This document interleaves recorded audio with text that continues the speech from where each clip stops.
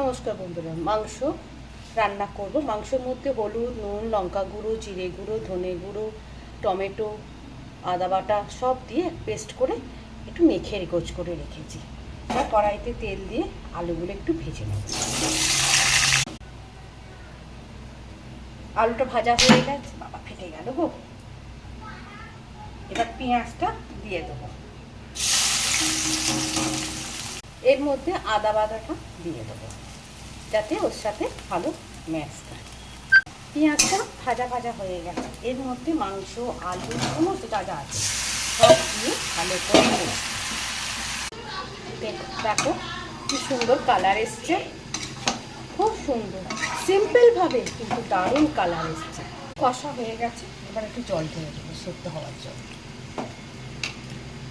নুন দেবো, প্রথমে দিয়েছিলাম এখন দিলাম। মশলা দিয়ে নামিয়ে নেব।